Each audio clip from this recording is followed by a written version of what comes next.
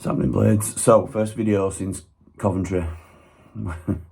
And less said about that, the better, I suppose. So, just to gloss over it, looked like two very poor teams. Obviously, we're not quality in our squad, but we're in such a terrible run of form. We didn't deserve anything out of the game. They were there for taking. That's the most frustrating thing. Coventry were absolutely there for taking, and we just couldn't break them down. It looked like we had no ideas. There were no plan B, which is a regular thing that we say under Hecky. And we've said it under Wilder, to be fair.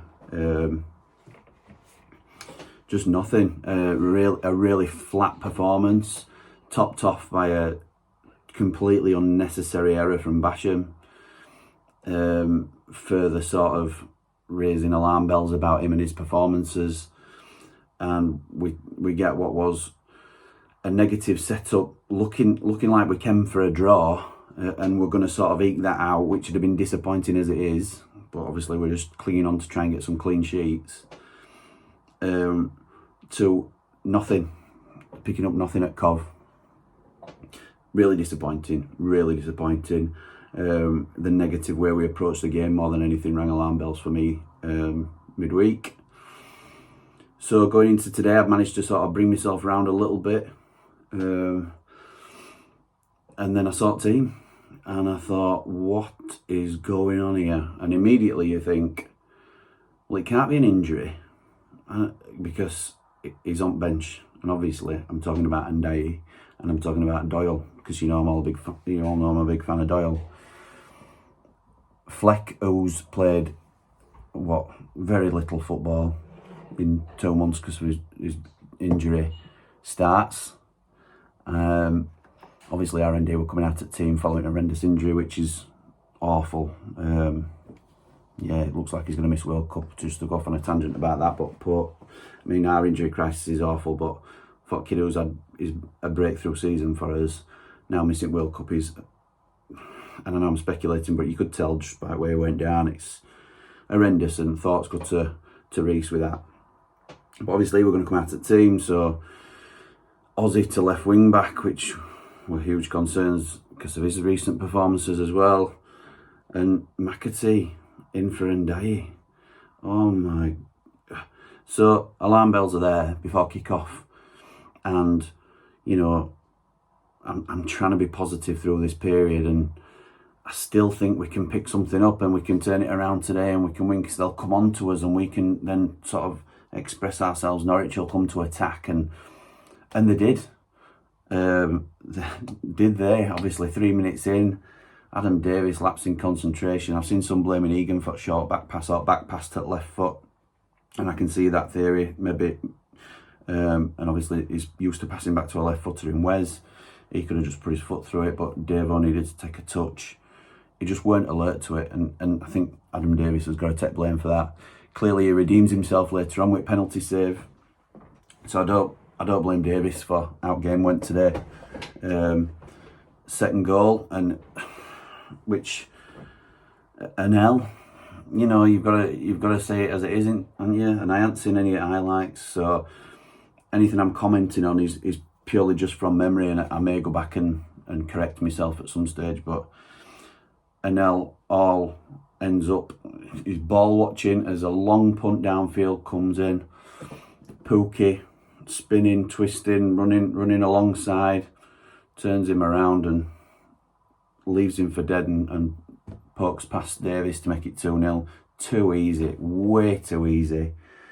And you fear it worst, aren't you, at 2-0? And, you know, I've seen some comments at half-time, get him out, all this sort of stuff, Hecky out. And Hecky has got to take full responsibility for that poor start today.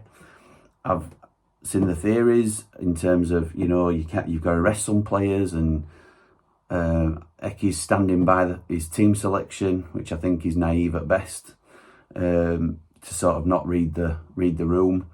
If you're going to be stubborn and steadfast in your opinions, I'd respect him more if he came out and said, I got it wrong today and I should probably have played my strongest 11. But he's sticking to his guns, and fair play to him. But I don't agree. I don't agree at all, and I think he was proven to be wrong when he has to bring Ndiaye on for a really poor McAtee. And just on McAtee. He looks like a boy playing men's football, not ready, certainly not ready for rigours at Championship. He were embarrassed at Luton and he weren't much better today. I think from what we appeared to have signed some really strong loan players in McAtee and certainly Kadru came with a lot more fanfare. I think for me there's only Doyle that's really doing it in terms of loan signings. Obviously Clark's out and he looked a decent signing before he went injured, but you know, it's not worked for McAtee and it's not worked for Kadru because he came on and didn't do much either. So he has to eat humble pie for me, Hecky, and bring on Ndiaye, who immediately makes an impact. Not long after, Doyle joins the fray, and it's the best game I've seen him in a United shirt. That I think he came on with a point to prove, and maybe, you know, Hecky might take credit for that, saying, you know, I've dropped him and it's lit a fire under him. Doyle were twice player that Fleck were today, so whatever way you make out, for me, you play your strongest team, even if they're not fully fit. They've got a week's rest after this, and I get that we're in an injury crisis. Why are we in an injury crisis? I saw something on Twitter before game, in fact it might have been the day before, that had snippets of quotes and headlines from Hecky's previous jobs. Barnsley, injury crisis derails our promotion hopes. Leeds United, Hecky hit by injury crisis. You want to go have a look at this, it's frightening. Comparisons to what's going off with us. Problem that we're having at the moment is we have got a quality squad. We've got a great squad at this level, which should mean that we're dominating games and teams are coming to sit in, and they are doing that to us. And obviously I could go on for a full 10 minutes about how Norwich were time wasting, and I thought how embarrassing it was, and ref giving them absolutely everything, just touch them or not even touch them in some instances and they go down. It were embarrassing, but the injury crisis we're facing is in a specific area. So our left side of defence has been decimated, so we are now weak. Despite having a strong squad, we're now weak down a certain side, and it's not going well for us. It's not turning, and you know, I could go through a team. I thought Anel was at fault for second goal, but did okay. I think Egan, we ain't got a plan B for Egan. Is he resting on his laurels? He's certainly not the player he has been in recent years. And I criticise Egan in the full knowledge that he's a very good player for us, and I don't underestimate what he brings us, but I think he's looked suspect recently. Basham, I thought, came into the game and had a better second half. A lot of them were Jekyll and Hyde performances for me. I thought Osborne were really poor first half and very good second half, to be fair, getting up and down. I think he still showed a bit of a reluctance to cross first half and wanted to take too many touches and then go backwards, but second half he really chased everything down and kept, you know, whipping it into the box. But Bernie made a difference when he came on. Obviously he's got equaliser, but that header at end, and I haven't seen it as I say, but that header at end, you've got to bury it. You've got to bury it. It's landed on his head. It's a striker's dream of a cross, and he's headed it straight at keeper. But that's without me seeing it. I might be being unfair. I just thought it looked nailed on to just win game. So yeah, you've got to see it as a point gained, just because of the position we were in, 2-0, and brought it back to 2-2. And could have obviously lost it at the end with a penalty. So fantastic save from Devo. Obviously chooses the right way, but you know, he's been strong and he's got it away. So just really frustrating, because I think that two down is avoidable. Yes, it's individual errors, but if we're more of a threat going forward, is it 1-2 going into break? You don't know, do you? For me, you play your strongest team from beginning, and Hecky's had to it didn't work, his initial plan, so I'm again questioning Hecky, and I think I'm right, and I'm within my rights to do that when we've only claimed 3 points out of a possible 18. We're not getting promoted, get on that sort of form, and I get Norwich are a good team, but they didn't look that great today. This league is there for the taking, and we are not taking it. we are throwing it away, and it's so frustrating with some of the players we've got in our squad, because next year, if we stay down, make no mistake, next year we'll be a lot weaker than this. If we're still in Championship next year, I know we won't have Berger, who I think we're missing at the moment, and I don't think we'll have Ndai either. We'll be lucky to still have Nel. So you imagine this team without those three. I know Hecky tried to show you a little glimpse of it today.